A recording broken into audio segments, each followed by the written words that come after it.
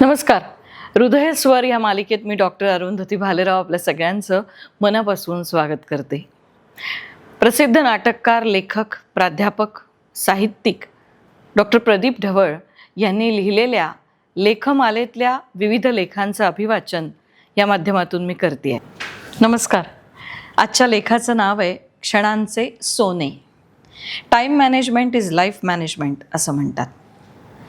आपण जेवढीही मोठी माणसं बघतो त्या सगळ्यांनी आपल्या आयुष्यामध्ये वेळेचं व्यवस्थापन अतिशय योग्य रीतीने केलेलं दिसतं. आयुष्यात वेळेला किती महत्त्व आहे हेच या लेखातून सांगण्याचा प्रयत्न केला आहे. ऐकूया क्षणांचे सोने. सकाळी पाऊस पडत होता, पण तो गडगडाटासह कोसळणारा नव्हता. तो मंद, हलका, जणू कोणीतरी आकाशातल्या ढगांच्या ओठांवरून शेतातल्या हिरव्यागार पिकांवर चुंबन घेतोय असं दिसणार होता. खिडकीत बसून मी बाहेर पाहत होतो. शेजारच्या जुन्या कौलेदार घराच्या छपरावरून थेंब लहान सहान चांदीच्या मण्यांसारखे घसरत होते. प्रत्येक थेंब आपला प्रवास करायच्या आधी थोडा वेळ चमकत असे, जणू सांगत असे, माझा हा क्षण नीट पहा. माझ्या मनात अचानक विचार आला, आपली वेळसुद्धा याच थेंबांसारखी आहे. ती आपल्याला चमकत भेटते, पण आपण तिच्याकडे पाहायच्या आतच ती निसटते आणि मग उरतो फक्त ओलसरपणा, आणि तोही पश्चातापाचा. त्या पावसाच्या सकाळी मी ठरवलं, थेंब पडतानाच त्याचं सौंदर्य बघायचं, म्हणजे क्षण जगतानाच त्याचा आनंद घ्यायचा. आमचे आजोबा आमच्या घराचे वेळेचे प्रहरी होते. पांढऱ्या पायजाम्यावर हलका पांढरा शर्ट, डोक्यावर गांधी टोपी आणि डोळ्यावर जाड काचांचे चष्मे. त्यांच्या टेबलावर नेहमी लाकडी घड्याळ उभं असे, टिक टिक टिक करणारं. आठवलं ना तुम्हाला? पूर्वीच्या काळी भिंतीवर असं घड्याळ असायचं. एकदा सुट्टीच्या दिवशी मी दुपारपर्यंत झोपून राहिलो. बाहेर वडाच्या झाडाखाली चहा पिणारी शेजारी, रस्त्यावर क्रिकेट खेळणारी मुलं, सगळं गजबजून गेलं होतं. मी स्वयंपाकघरात गेलो तर आजोबा वहीत काहीतरी लिहित होते. आजोबा, इतक्या लवकर काय लिहिता? मी झोपेतच विचारलं. ते हसत म्हणाले, मी दिवसाचं गणित मांडतोय. व्यापारी जसं पैशांचा हिशोब ठेवतो तसा मी वेळेचा ठेवतो. पैसा संपला तर परत मिळू शकतो, पण वेळ ती पुन्हा येत नाही. त्यावेळी मी त्यावर फार विचार केला नाही, पण वर्षांनंतर जेव्हा काही मौल्यवान क्षण हातातून निसटले तेव्हा आजोबांचे ते वाक्य मनात ठसले, जणू त्यांनी आधीच माझ्या भविष्यातल्या पोकळीत दिवा लावून ठेवला होता. मला शाळेतील तो प्रसंग आठवला. शाळेत चित्रकला स्पर्धा जाहीर झाली.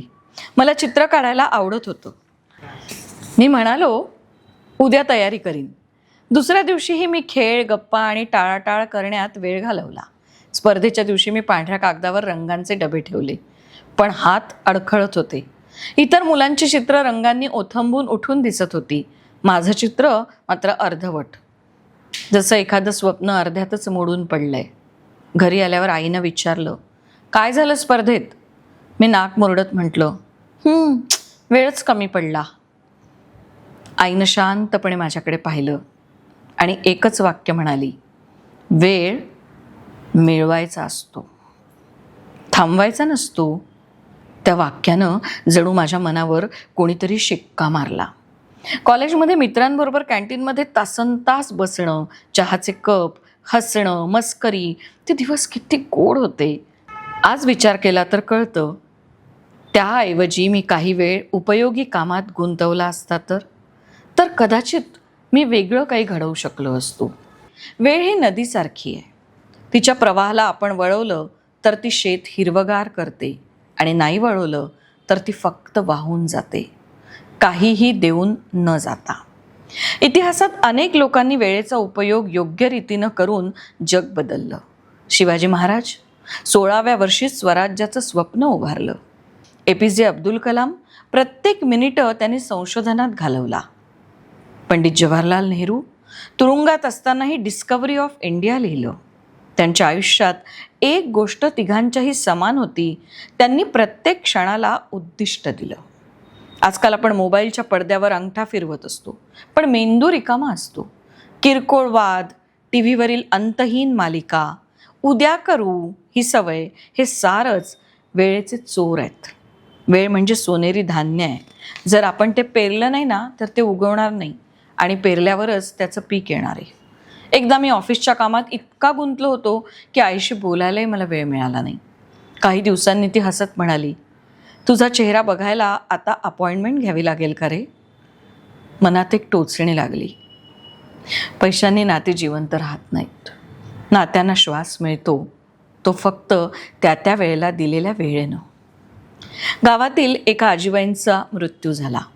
त्यांच्या शेवटच्या दिवसात त्यांनी मुलांना सांगितलं, माझ्याकडे सगळं होतं पण वेळ नव्हता. ते वाक्य जणू आरशातलं सत्य होतं. शेवटच्या क्षणी आपण किती पैसा मिळवला याची मोजणी नसते, तर आपण कुणाबरोबर किती वेळ घालवला याची मोजदात असते. वेळ निसर्गाची अशी भेट आहे जी कुणालाही जास्त कुणालाही कमी मिळत नाही. ती सगळ्यांना समान मिळते. आपण तिचं सोनं केलं तर ती आपल्याला कायम श्रीमंत ठेवते आणि नाही केलं तर ती आपल्याला रिकामं करून जाते. आजोबांचं वाक्य अजूनही कानात रोज ऐकू येतं, वेळेचा हिशोब ठेव रे बाळा. धन्यवाद.